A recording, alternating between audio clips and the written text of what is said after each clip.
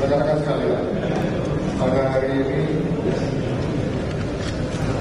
Des Pencegahan dan Pemberantasan Penyelundupan yang merupakan sinergi teamwork lintas kementerian dengan leading sektor dari Kemenko Polhukam dan Menteri Keuangan, kemudian Kabar Polri selaku ketua dan Dirjen Biacukai sebagai wakil, kemudian ada unsur dari Kejaksaan Agung, dari TNI, dan beberapa hari ini adalah Kementerian Perhubungan, KKP, Bapepla, PPATK, BNN, Kementerian Perindustrian, Perdagangan, Kementerian Pertanian, Lingkungan Hidup, dari Badan Intelijen Negara, dari Balai POM, akan menyampaikan hasil pengungkapan tindak pidana penyelundupan. Sebagaimana kita ketahui bahwa selama ini industri dalam negeri kita telah mengalami tekanan yang sangat luar biasa karena harus bersaing dengan produk-produk dari negara lain, terutama produk-produk sumber. Dari data intelijen keuangan selama kurun waktu 4 tahun terakhir, total transaksi penyelundupan telah mencapai kurang lebih 216 triliun rupiah. Kita dari DES telah memetakan modus-modus operandi yang bisa digunakan oleh para pelaku penyelundupan seperti ketidaksesuaian dokumen, kemudian ekspor impor ilegal, penyalahgunaan free trade zone di zona perdagangan bebas, termasuk mekanisme pencucian. Des penyelundupan telah berhasil melakukan penindakan sebanyak 213 kali berupa produk-produk garmen, tekstil, kemudian mesin,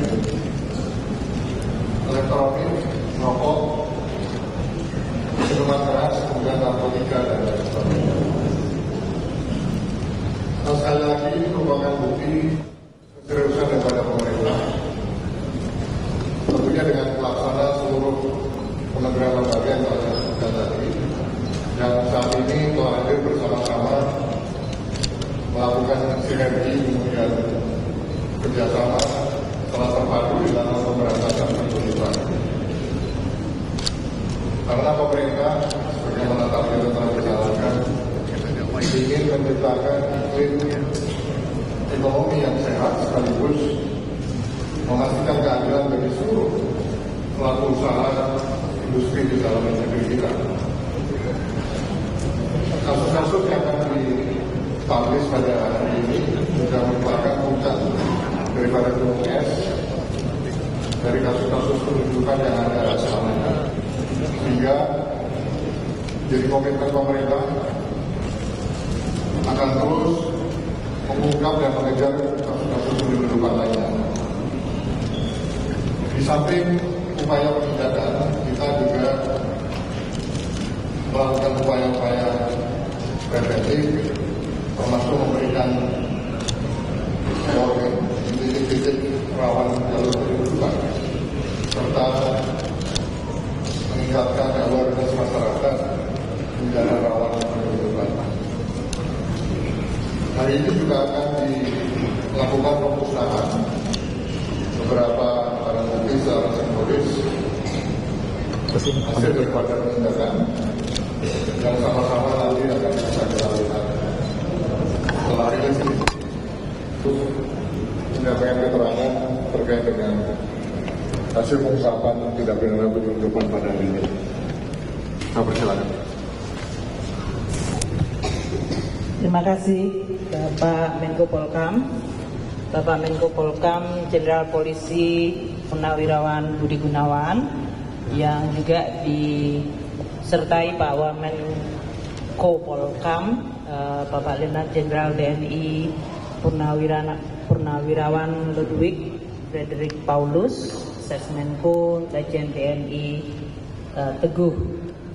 Yang juga saya hormati Bapak Menteri Perhubungan yang hadir pada hari ini bersama Wakil Menteri Pak Dudi Purwagandi beserta Wamen, Kepala BNN Pak Martinus Supom, Kepala PPATK Bapak Ivan Yustiavandana, Kepala Bakamla Laksamana Madya TNI Irfan Syah, beserta Deputi Operasi Laksamana Madya Andi Abdul Aziz. Perwakilan yang hadir di pagi hari ini dari kementerian lembaga yang tadi disampaikan oleh Bapak Menko Polkam, dari Kementerian Perindustrian diwakili Irjen, Menteri Perdagangan oleh Dirjen PKTN, Menteri ESDM, Wamen ESDM, Menteri Pertanian Bapak Sudaryono, Wakil Menteri, Menteri KKP oleh Pak Wamen KKP, Menteri Lingkungan Hidup, Dirjen Gakum dari Pak Jaksa Agung diwakili oleh dari Jamintel, Panglima TNI diwakili dan Puspom, Kapolri oleh Bareskrim dan Dirtipi Deksus, Kepala BIN diwakili Direktur Indakop, Kepala Badan POM diwakili Sestama dan Kepala bidang penindakannya, serta PCO Kepala Tenaga Ahli Utama. Bismillahirrahmanirrahim. Assalamualaikum warahmatullahi wabarakatuh. Salam, Om Swastiastu, Namo Buddhaya, salam kebajikan. Hari ini alhamdulillah kita bisa berkumpul di Direktorat Jenderal Bea dan Cukai untuk melaksanakan konferensi pers terkait penindakan dan penegakan hukum, terutama di bidang kepabeanan. Kami sampaikan bahwa kami berterima kasih kepada Pak Menko Polkam dan seluruh jajarannya, serta seluruh kementerian lembaga yang telah bersama-sama melaksanakan program Astacita Presiden Republik Indonesia dan melaksanakan koordinasi yang sangat baik yang telah diinisiatifi oleh Bapak Menko Polkam dengan pembentukan Des Pencegahan dan Pemberantasan Penyelundupan. Dalam hal ini merupakan suatu upaya koordinatif di bawah kepemimpinan Bapak Menko Polkam dan juga bersama-sama dengan kementerian lembaga terkait, di mana Direktorat Jenderal Bea dan Cukai menjadi bagiannya. Pada pagi hari ini, berdasarkan hasil program sinergi antar seluruh kementerian lembaga, kami akan melaporkan untuk periode tanggal 4 hingga 11 November saja 2024 telah dilakukan 283 kali penindakan penyelundupan. Ini hanya dalam kurun waktu 1 minggu antara tanggal 4 hingga 11 telah dilakukan 283 kali penindakan penyelundupan, terutama dikaitkan dengan komoditas garmen, tekstil, mesin elektronik, rokok, miras, dan narkotika dengan perkiraan nilai mencapai 49 miliar dalam 1 minggu dan potensi kerugian negara 10,3 miliar yang masih di dalam proses penyelidikan. Kami akan menyampaikan hasil pengawasan dan penindakan penyelundupan di bidang kepabeanan dan cukai yang dilaksanakan sejak Oktober hingga November 2024. Pertama, penindakan terhadap 4 kontainer yang berisi 1.628 koli pakaian jadi, barang elektronik dan kosmetik serta barang lainnya. Ini kejadiannya di Tanjung Priok, Pelabuhan Tanjung Priok. Modusnya dengan melakukan deklarasi yang salah atau misdeklarasi dengan menyebutkan barangnya adalah packaging karton. Nilai barang adalah 18,6 miliar dan potensi kerugian negara adalah 24,8 miliar. Kedua, penindakan satu kontainer berisi 1.117 rol kain tenun yang masuk melalui kembali Tanjung Priok, pelabuhan. Modusnya diberitahukan secara tidak benar, jadi misdeklarasi, sebagai aksesori pakaian jadi. Total nilainya 9,8 miliar rupiah, potensi kerugian negara 13,3 miliar rupiah. Dan sedang dalam proses penelitian. Ketiga, Bea dan Cukai melakukan penindakan 10.498 pieces produk besi baja dan 1.700 pieces pakaian, 1.664 laptop, aksesoris dan kondisi tidak baru, artinya barang bekas, 136 set laptop, 2 NIU motor dalam keadaan terurai, 27 set sepeda, 36 unit tangki mesin dan kelengkapan kendaraan bermotor lainnya, serta 18 unit alat pemindai dokumen atau fotokopi.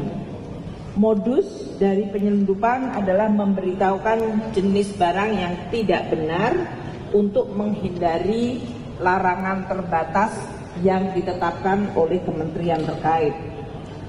Tempatnya adalah di Cikarang Dry Port. Nilai barang tersebut 9,4 miliar dan potensi kerugian negara 2,9 miliar. Untuk bidang cukai ini terutama 6.763.300 batang rokok. Ini dari 157 kasus penindakan terutama di wilayah Jakarta dan Jawa Barat. Perkiraan nilai dari 6,768 juta batang rokok itu adalah 9,6 miliar rupiah dan potensi kerugian dari tidak dapatnya cukai rokok adalah 5,85 miliar rupiah. Saat ini status penindakan tetap dilakukan dan akan dilakukan pemusnahan sesuai persetujuan. Penindakan lain adalah rokok elektronik, 28.525 pieces dari rokok elektronik dari 2 kasus penindakan yang dilakukan di Tangerang dan Jawa Barat dengan perkiraan 589 juta rupiah nilai barang, kerugian negara 519 juta rupiah. Status perkaranya sedang dalam proses penyidikan. Yang ketiga di bidang cukai adalah dilakukan penindakan 705.000 keping pita cukai rel dan MMEA palsu dari ekspor. Ini dari 2 kasus penindakan yang berlokasi di Semarang dan Tangerang. Potensi kerugian dari cukai rokok palsu dan cukai rel dan MMEA palsu ini 63,3 miliar rupiah. Saat ini statusnya dalam penindakan dan pertimbangan untuk dilakukan penyidikan. Untuk minuman beralkohol, 3.301 liter minuman mengandung metil alkohol yang berasal dari 11 kasus penindakan dilakukan di wilayah Jakarta. Modus dari operasinya adalah melikatkan itu pita cukainya adalah pita cukai palsu. Kemungkinan kerugian negara adalah 3,7 miliar. Di bidang narkoba atau narkotika ini adalah hasil bersama dengan Polri dan BNN. Jadi tidak hanya Bea Cukai sendiri, telah dilakukan penindakan 67 kg narkotika jenis sabu dari 5 kasus di wilayah Aceh, Dumai, Bogor, Lampung, dan Jakarta serta Banten. Modus penyelundupan narkotika adalah melalui jalur laut dan ekspedisi. Kemudian kerjasama Polri, BNN dengan Bea Cukai terdapat penindakan 48.000 butir jenis MDMA dan 7,6 kg narkotika yang berasal dari 4 kasus di wilayah Jakarta dan Banten. Ini modusnya melalui barang penumpang atau dikirim melalui ekspedisi. Penindakan ketiga di bidang narkoba adalah 23 kilo narkotika jenis ganja. Ini 2 kasus yang diungkap adalah di Jawa Barat dengan modus pengiriman melalui ekspedisi. Yang keempat, 3.000 butir psikotropika jenis Happy Five. Ini berasal dari 1 kasus di wilayah Jakarta, modusnya melalui pengiriman ekspedisi. Yang kelima, 2,28 kilo psikotropika jenis Happy Water. Berasal dari 1 kasus di wilayah Jakarta dengan pengiriman melalui ekspedisi. Jadi ini banyak sekali ekspedisi yang memang kemudian menjadi modus untuk pengiriman barang-barang narkotika atau psikotropika. Sejak awal tahun 2024 ini telah dilakukan penindakan penyelundupan di bidang kepabeanan dan cukai sebanyak 31.275 kali, Bapak Menko. Ini kami laporkan ke Pak Menko Polkam juga karena beliau 31.275 dari Januari hingga November. Jadi kita bayangkan setiap bulannya sudah lebih dari 5.000 yang kita lakukan. Nilai barangnya 6,1 triliun dan potensi kerugian negara bisa mencapai 3,9 triliun. 12.495 adalah penindakan impor dengan nilai 4,6 triliun untuk komoditas yang dominasinya adalah dalam bentuk tekstil dan barang-barang produk tekstil. Ini yang meresahkan banyak masyarakat, namun juga pada saat yang sama kita lihat banyak yang dijual di masyarakat luas. 3.382 penindakan ekspor untuk komoditas bentuknya flora dan fauna dengan nilai 255 miliar rupiah. Ekspor sumber daya alam kita yang ditindak melalui hasil operasi patroli laut untuk diselundupkan keluar seperti benih lobster. Ada 4 kali penindakan, nilai barangnya 163,7 miliar rupiah. Pasir timah 5 kali penindakan, upaya untuk penyelundupan 84,18 ton, nilai barangnya 10,9 miliar. Kemudian 178 penindakan untuk barang TPT, tekstil dan produk tekstil, nilainya 38 miliar.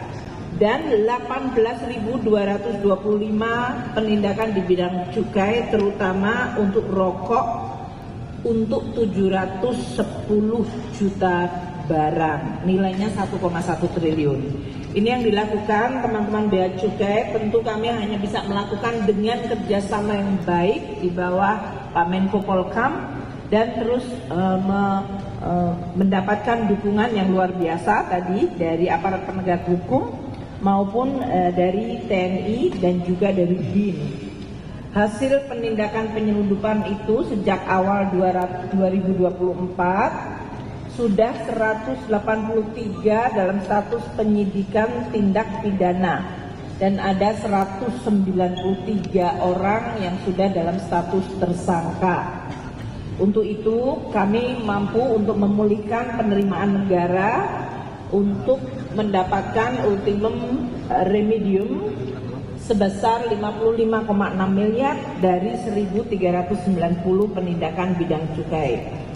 Bapak Menko Polkam yang kami hormati, Bapak dan Ibu para menteri dan pimpinan lembaga yang mewakili kementerian lembaga, kami ingin menyampaikan pada kesempatan yang baik ini saya berserta Wamen Anggito yang akan melihat terus secara dedicated dari sisi penegakan hukum dan optimalisasi penerimaan negara, menyampaikan terima kasih dan penghargaan Pak Menko Polhukam dengan seluruh jajaran beliau dan seluruh kementerian lembaga di bawah koordinasi Pak Menko Polhukam, apakah itu jajaran penegak hukum, kepolisian, keamanan, TNI, Polri, dan kejaksaan, serta dari BNN dan berbagai kementerian lembaga lain termasuk PPATK di sini dan kementerian teknis terkait yang terus menyuarakan kepada kami kalau mereka mendeteksi adanya berbagai kegiatan aktivitas ekonomi yang merugikan ekonomi dalam negeri dan juga merugikan penerimaan negara. Kami menyampaikan terima kasih atas dukungan dan juga kerjasama yang luar biasa baik. Kami berharap di bawah kepemimpinan Pak Menko Polhukam dan sesuai dengan instruksi Bapak Presiden Prabowo untuk terus melakukan penindakan yang konsisten terhadap tindakan-tindakan ilegal dan penyelundupan. Kami siap bekerja sama dan atas kerjasama yang sangat baik pada pagi hari ini kami ingin menyampaikan terima kasih dan kepada seluruh media terima kasih atas kehadiran untuk meliput acara hari ini. Terima kasih Bapak. Wassalamualaikum warahmatullahi wabarakatuh. Berikutnya saya persilakan dari Barreskrim dan Dirjen Bea Cukai. Silakan.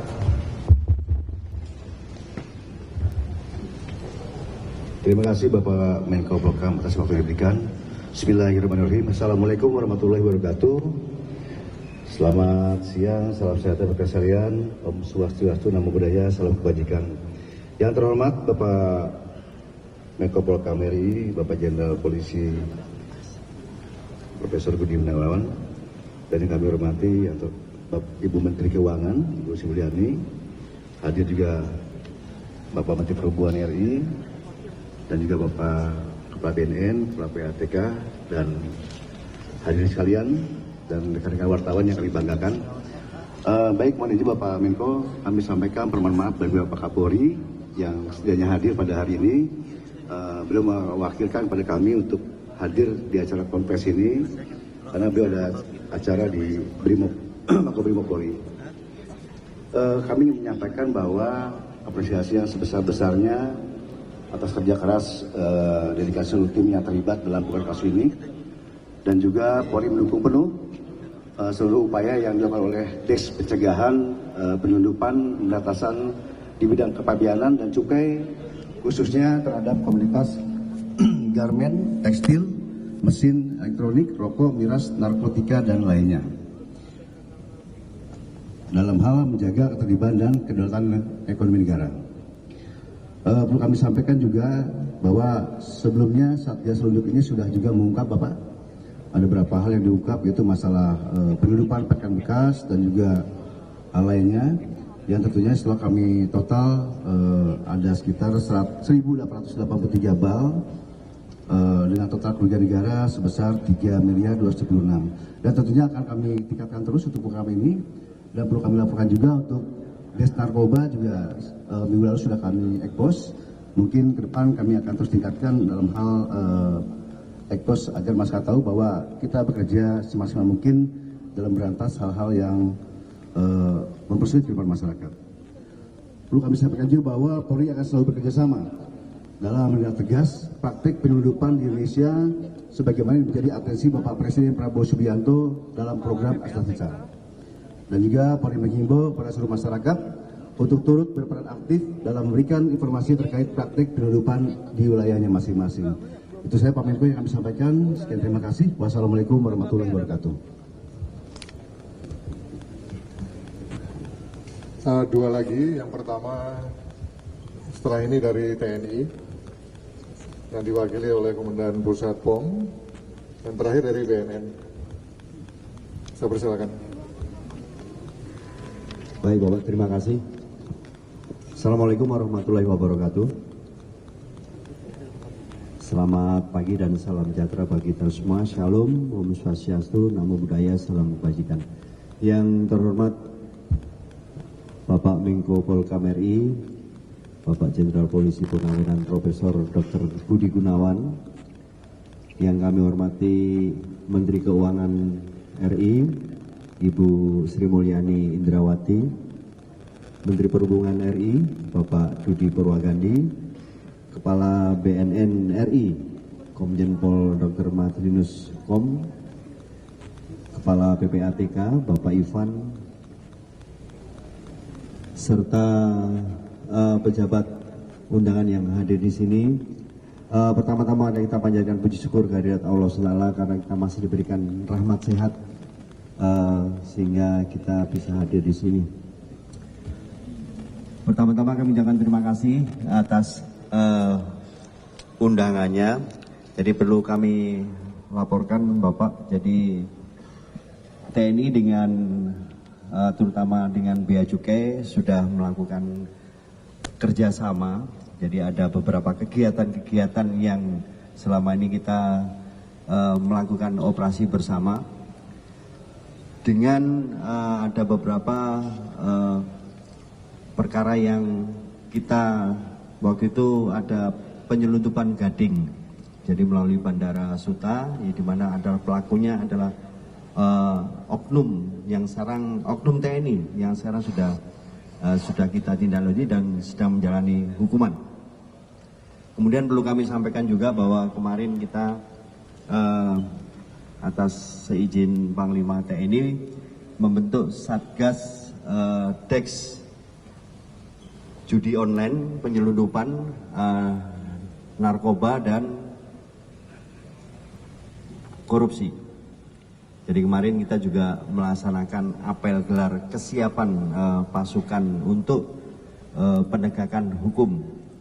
Kemudian dari kegiatan kemarin yang dihadiri oleh stakeholder terkait guna mendukung terutama kebijakan dari Bapak Presiden, di mana disampaikan langsung pada tanggal 7 November di Sentul, memerintahkan kepada Bapak Panglima TNI untuk menindaklanjuti, sehingga kemarin kita sudah menindaklanjuti dengan melakukan kegiatan-kegiatan, salah satunya adalah pembentukan Satgas.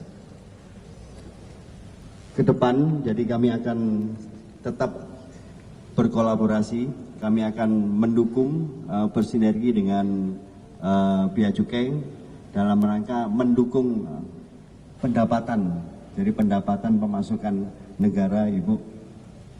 Jadi selama ini kita sudah bekerja sama dengan baik dan nanti kedepannya akan kita maksimalkan lagi.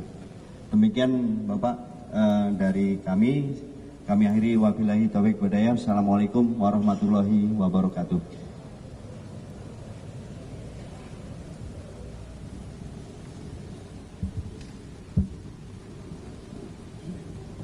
Assalamualaikum warahmatullahi wabarakatuh.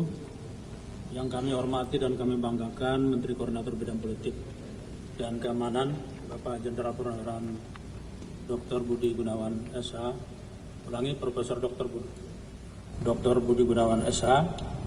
Yang saya hormati Ibu Menteri Keuangan dan yang saya hormati seluruh menteri dan kepala lembaga negara yang mewakili Kapolri, Kabar Reskrim, Pak Kabar Reskrim, dan yang mewakili Panglima TNI dan Puspom TNI. Terima kasih atas kesempatan yang diberikan kepada kami. Pertama-tama kami ingin sampaikan bahwa kami mendukung penuh program Astacita Presiden Republik Indonesia. Dan yang kedua, kami mendukung penuh pembentukan Des Narkoba, dan kami juga mengucapkan terima kasih atas kerjasama semua stakeholder terkait yang kita sudah bekerja sama selama ini, Polri, TNI, Bakamla, Bea Cukai, PPATK, dan seluruh stakeholder terkait. Perlu saya sampaikan juga bahwa kami bersama-sama berhasil menangkap beberapa minggu lalu di Bogor, tapi barangnya dari Medan dengan modus operandi baru. Mereka membeli mobil khusus untuk menyembunyikan barang-barang bukti itu di dalam celah-celah mobil, pintu, kemudian di celah-celah yang kalau diperiksa secara ini tidak terdeteksi, sehingga dan modusnya adalah mobil itu terimakan kepada penerima barang. Jadi seakan-akan kalau kita lihat secara biasa, seakan-akan sedang mereka mentransaksi jual beli mobil, padahal di dalamnya itu adalah narkoba. Ini hasil kerja kita dengan Bea Cukai dan juga dengan aparat lain. Kemudian untuk mendukung tugas-tugas Astacita ini, kami melihat bahwa prioritas kita semua adalah wilayah-wilayah di mana titik lemah masuknya barang narkoba, khususnya Sumatera, kemudian Kalimantan bagian utara. Oleh karena itu, kami bersama-sama Bea Cukai dan seluruh stakeholder terkait, Polri, TNI, Bakamla, kita menggelar jaringan intelijen sepanjang wilayah yang yang prioritas tersebut. Ini akan dilakukan setiap hari 1x24 jam. Karena kita ketahui bahwa para penjahat-penjahat narkoba ini, mereka selalu mencoba merubah modus operandi dan mereka mencoba untuk melihat kelemahan-kelemahan petugas atau kelemahan-kelemahan penegak hukum di lapangan. Celah-celah di mana penegak hukum lemah, di situ mereka masuk. Maka kuncinya adalah gelar operasi intelijen sepanjang hari 1x24 jam. Dan ini kita akan lakukan terus. Lalu kemudian kita juga tidak hanya menekan supply reduction, tapi juga demand reduction. Oleh karena itu, kita juga melakukan pencegahan-pencegahan sebagaimana arahan Pak Menko Polkam bahwa kampung-kampung narkoba yang sudah bercokol parah bandar dan mereka menggunakan masyarakat kita sebagai tameng, itu juga yang sedang kita urai bersama-sama dengan Polri, TNI, sehingga kita mencabut mereka dari masyarakat, memisahkan mereka dari masyarakat. Mungkin itu yang ingin kami sampaikan. Terima kasih. Assalamualaikum warahmatullahi wabarakatuh. Kita tambahkan yang paling terakhir supaya tidak terlewat untuk aspek penegakan hukumnya. Jadi kita minta dari Kejaksaan Agung, dalam hal ini Jamintel, saya persilakan.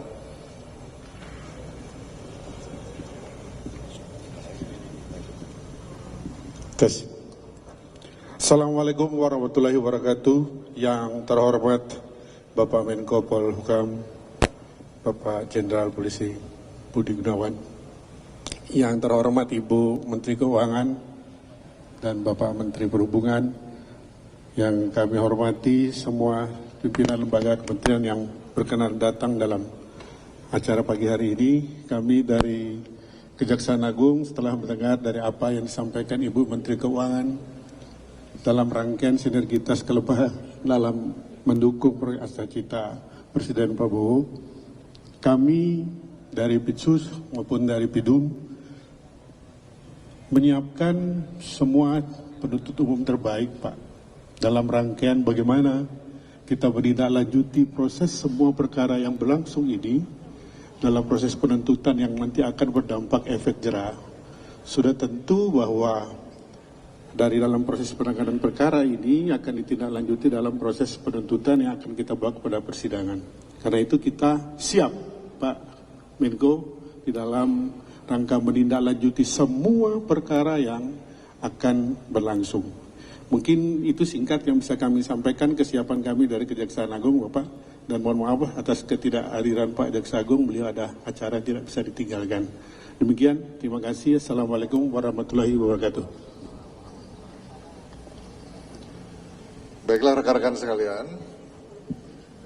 Beberapa penjelasan telah disampaikan tadi oleh Menko Polhukam, kemudian Ibu Menteri Keuangan, dari pihak Baris Krim Polri, kemudian dari BNN yang terkait dengan barang bukti narkoba, dari Kejaksaan yang terkait dengan aspek penuntutan dan penegakan hukum dari criminal justice system kita. Baiklah, kita lanjutkan dengan sesi tanya jawab, meskipun nanti kita batasi. Setelah itu kita tutup dan kita lanjutkan dengan pemusnahan beberapa random atau sampel dari alat atau barang bukti. Saya persilakan kalau ada yang ingin bertanya. Baik, mohon izin kepada para media, sebelum bertanya nanti perkenalkan nama dan asal medianya dari mana. Baik, kami silakan.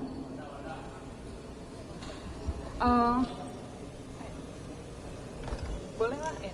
Mbak itu yang pakai kacamata. Oke.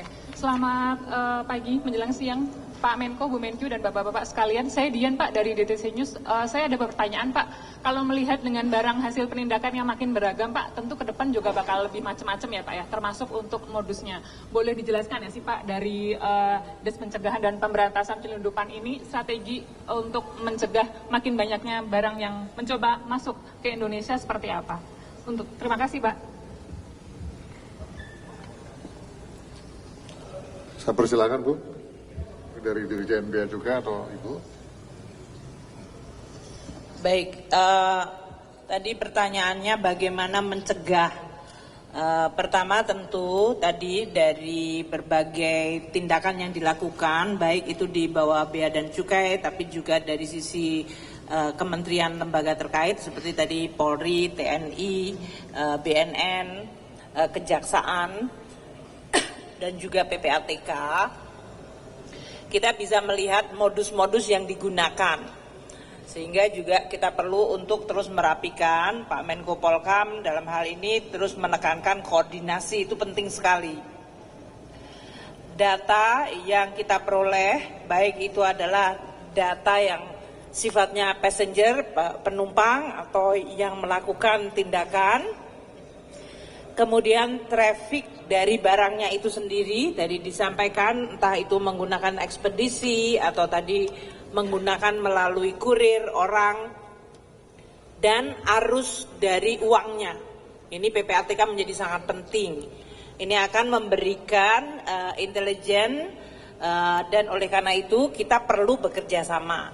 Jadi di dalam pencegahan tentu kita perlu melihat modus operandinya, siapa pelakunya, jenis barangnya, bagaimana modus mereka bekerja, dan yang paling penting juga adalah aliran uangnya.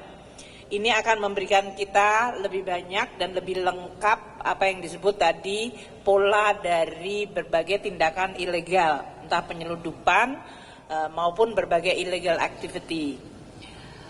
Untuk ini kita juga sangat paham bahwa kementerian dan lembaga memiliki otoritas berdasarkan peraturan perundang-undangan. Nah, sering bahwa otoritas-otoritas ini kalau tidak dikoordinasikan malah justru menimbulkan kesempatan. Karena kemudian masing-masing bisa bergerak di dalam otoritasnya sendiri-sendiri, namun kemudian para pelaku bisa memanfaatkan lubang di antara berbagai otoritas. Ini yang perlu untuk kita terus perbaiki. Maka kami sangat menyambut gembira Pak Menko Polhukam membuat Des untuk penindakan dan untuk penyelundupan ini, karena berarti kita sekarang bisa saling compare note ya, membandingkan catatan, memonitor bersama, sehingga kalau sampai terjadi adanya koordinasi yang perlu untuk diperbaiki, sinergi yang perlu untuk diperkuat, itu langsung bisa dideteksi di bawah Pak Menko dan kemudian kita bisa perbaiki. Untuk tadi telah saya sampaikan, tindakan yang dari 10 bulan pertama saja sudah lebih dari 31.000 tindakan.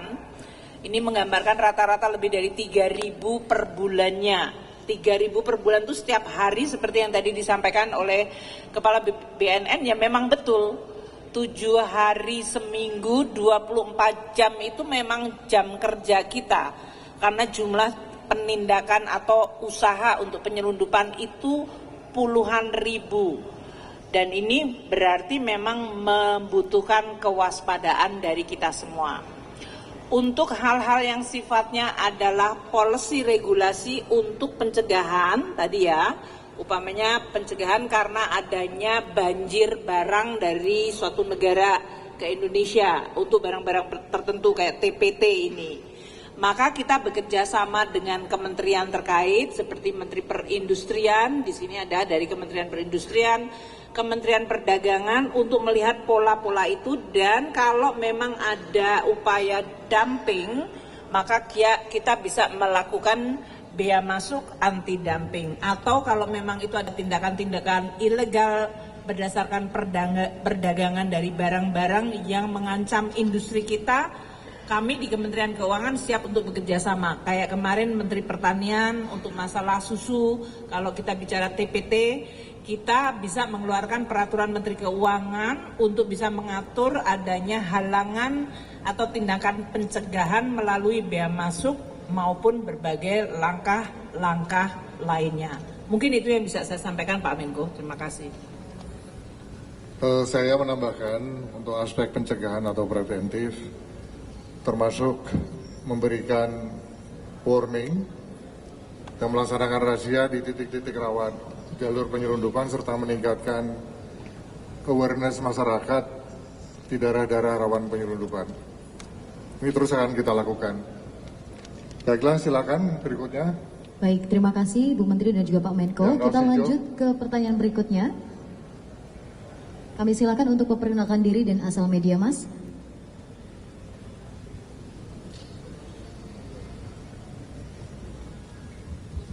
Selamat siang Pak Menko, perkenalkan saya Walda dari Antara. Izin bertanya Pak, ini kan memang koordinasi di bawah DES baru yang sebelumnya telah Bapak bikin DES penyelundupan di bawah Menko Polkam. Nah sedangkan ini sebenarnya tangkapan-tangkapan yang sebagian besar mungkin sudah dilakukan sebelum DES terbentuk. Nah yang mau saya tanyakan adalah pencegahan yang seperti apa yang akan ditawarkan oleh DES baru ini yang membedakan penanganan sebelum ada DES dan setelah ada DES, apa yang baru dan bagaimana cara memaintain supaya pencegahan ini konsisten, karena supaya tidak terkesan hangat-hangat di awal aja. Pertama itu. Kedua, bagaimana cara Menko Polhukam memastikan tidak ada keterlibatan oknum-oknum di dalam kementerian dan lembaga yang menjadi penyebab mungkin masuknya beberapa barang-barang ilegal ini. Penindakan di luar seperti apa dan penindakan di internal supaya tegas seperti apa. Kira-kira seperti itu. Terima kasih Pak. Tadi secara gamblang sudah disampaikan oleh Ibu Menteri Keuangan untuk aspek-aspek pencegahan yang akan dilakukan. Terkait dengan alat bukti memang ini secara kumulatif dilakukan yang dihasilkan dari sejak DES ini dibentuk.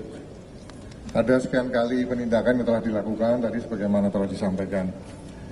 Upaya-upaya lainnya yang juga terus akan dilakukan untuk aspek pencegahan adalah melakukan perbaikan terhadap kesisteman dalam penanganan penyelundupan, kemudian termasuk penguatan SDM kita dan kemampuan modernisasi teknologi surveillance dalam rangka memantau upaya-upaya penyelundupan. Ini semua kita lakukan untuk menyelamatkan industri dalam negeri kita, terutama dari UMKM kita, dari serbuan-serbuan barang-barang selundupan yang terjadi. Saya rasa cukup ya. Saya persilakan yang lain. Untuk pertanyaan berikutnya. Sebelah kiri. Ini Mbak yang paling kiri, kotak-kotak. Izin panitia? Oke.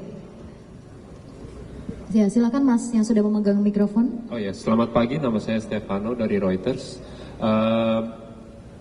Pertanyaan pertama, tadi kan Ibu Ani sempat cerita mengenai sehari itu bisa ada 3.000 penangkapan. Itu ada trennya seperti apa ya Pak Bu untuk penangkapan seperti ini? Apakah trennya meningkat, dan kalau meningkat itu apakah memang ada modus baru yang dilakukan gitu oleh para penyelundup ini? Kemudian untuk kerugian tadi kan disebutkan kerugian negara, tapi boleh. Ini yang nanya yang mana nih? Kok nggak kelihatan? Mohon izin untuk mengulangi Namanya siapa? memperkenalkan diri dan asal medianya, Mas. Stefano dari Reuters, Pak. Dari Reuters, ya. Silakan. Oke, tadi pertanyaan pertama mengenai tren penangkapan barang-barang ilegal ini, apakah terjadi penurunan atau kenaikan? Kalaupun naik itu apakah ada modus baru yang dilakukan oleh para penyelundup? Kemudian untuk kerugian bagi industri ini seperti apa ya? Apakah ada nilainya gitu? Dan juga apa pengaruhnya pada iklim investasi kita dengan adanya barang-barang ilegal ini? Kemudian yang terakhir mungkin ini masih relevan mengenai shadow economy. Sempat baca bahwa pemerintah ada rencana untuk meneliti mengenai shadow economy ini. Boleh tahu apakah sebenarnya yang pemerintah mau lakukan untuk shadow economy ini? Kemudian aktivitas-aktivitas apa saja yang diteliti atau sedang dilihat di shadow economy ini yang akan mau dijadikan kebijakan oleh pemerintah? Terima kasih. Tadi telah disampaikan ya, jumlahnya lebih dari 31.000 tindakan dari Januari hingga awal November. Jadi kalau dibagi rata-rata 10 bulan itu sekitar 3.000, tapi itu kan rata-rata saja, ada masa-masa di mana mereka jumlahnya lebih banyak. Tadi Pak Dirjen Bea Cukai menyampaikan tahun ini modusnya dengan frekuensi tadi lebih dari 31.000 naik 10% dibandingkan tahun sebelumnya. Jadi memang ada kenaikan aktivitas dari tindakan yang dilakukan oleh para pelaku tindakan ilegal. Kami kalau modus tadi sampaikan beberapa tergantung dari bidangnya. Kalau Stefanus tadi kayaknya lebih tertarik pada bidang-bidang yang berhubungan dengan konsekuensi ekonomi seperti TPT dan yang lain-lain. Untuk TPT ini kami terus berkoordinasi dengan kementerian dan lembaga karena modusnya adalah ya tadi bahwa ada barang produksi yang berkelebihan di negara lain dan beberapa negara destinasi yang biasanya jadi pemasaran melakukan tarif yang sangat tinggi sehingga kemudian barang yang berlebihan itu juga salah satunya adalah muntah dalam bentuk illegal activity di Indonesia. Di Indonesia sendiri kami bersama Kementerian Industri dan Perdagangan untuk bisa menyelaraskan polisinya. Karena kalau seperti TPT ini bisa untuk yang hulunya tekstil, hilirnya garment atau produk tekstil. Itu dua-duanya membutuhkan proteksi.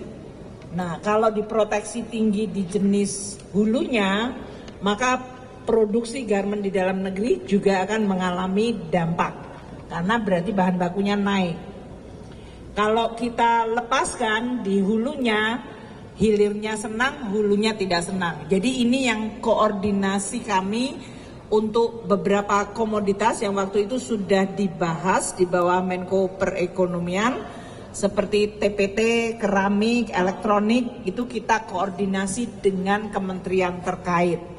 Karena instrumen seperti bea masuk atau tarif atau bahkan kuota itu kami yang mengeluarkan, namun sebetulnya itu formulasi kenapa itu dikeluarkan adalah dari kementerian terkait. Jadi kita perlu dan akan terus berkoordinasi. Tidak mungkin dari kami mengeluarkan sendiri.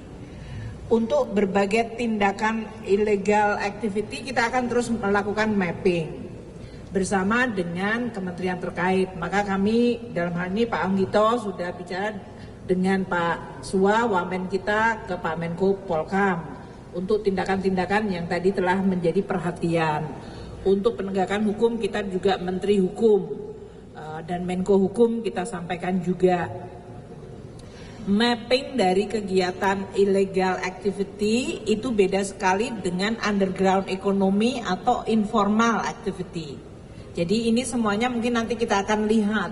Kalau yang informal activity itu adalah karena memang size-nya kecil menjadi tidak formal dan karena mereka lebih pada kapasitas, maka programnya adalah pemetaan dan empowerment. Ini tentu bekerja sama dengan menteri-menteri terkait, sekali lagi UMKM, koperasi, menteri pertanian, menteri nelayan, KKP, karena itu biasanya aktivitas informal lebih karena size aktivitasnya kecil dan pemberdayaan yang dibutuhkan.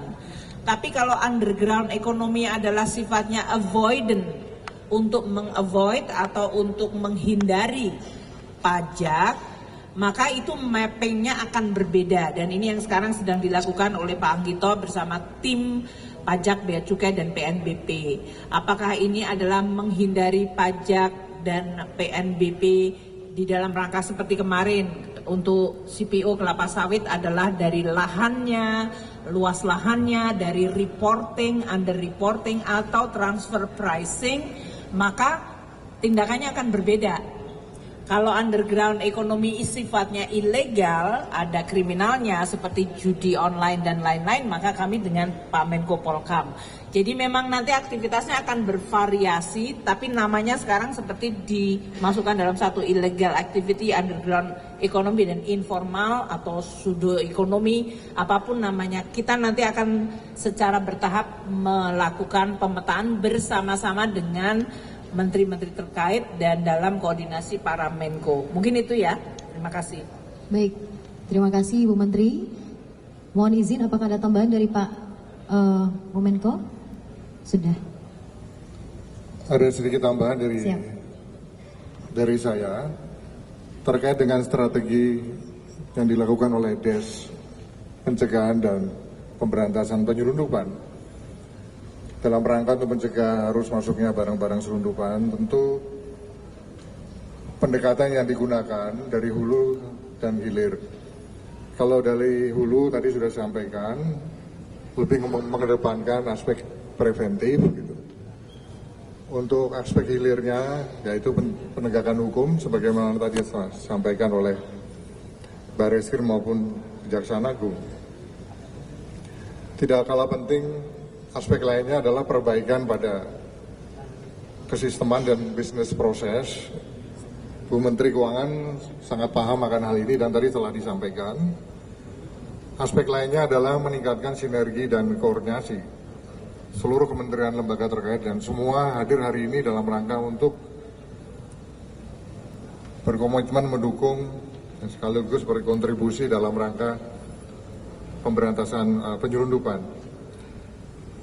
Pengawasan yang berbasis teknologi dengan melakukan modernisasi sistem surveillance kita di daerah-daerah rawan penyelundupan ini juga ditingkatkan, termasuk juga melakukan review terhadap regulasi atau peraturan yang masih mempunyai celah-celah terjadinya penyelundupan.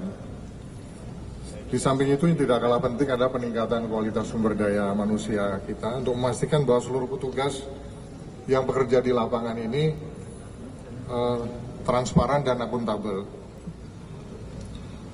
Nah, demikian beberapa hal yang bisa disampaikan, termasuk aspek edukasi juga terus kita lakukan. Kalau masih ada, kita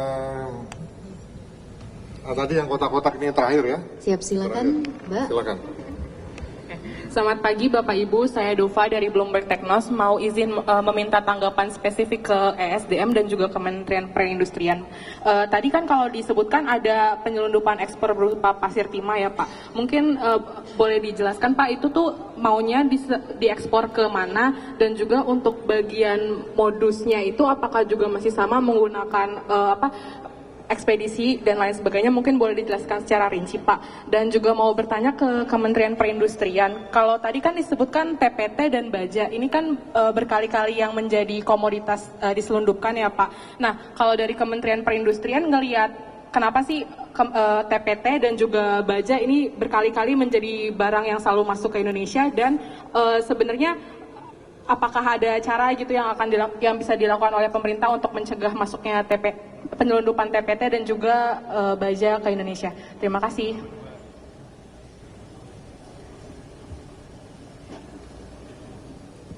Satu orang tapi nanyanya banyak banget ini. Dari Kejaksaan Agung silakan. Terkait pasir timah SDM dengan Kejaksaan. Penegakan hukumnya di Kejaksaan itu sudah jalan juga. Terima kasih Pak Menko. Yang terkait dengan pertanyaan penyeludupan timah tadi, kami sudah mengidentifikasi pelaksanaan kegiatan penyeludupan itu berasal dari daerah yang bukan berasal dari izin usaha. Jadi ini biasanya diseludupkan ke beberapa negara, diantaranya mungkin itu di negara-negara ASEAN. Kami akan meneliti kembali ya kira-kira bagaimana modus yang lain yang dilakukan dan juga dalam rangka penyeludupan ini yang mereka kirim ke negara mana saja. Jadi kita akan berusaha untuk menutup celah-celah mereka untuk melakukan penyeludupan. Terima kasih. Dari Kejaksaan Agung, untuk timah kan sudah jalan ya proses sebelumnya. Dari perindustrian yang terkait baja tadi, kalau ada penjelasan saya persilakan.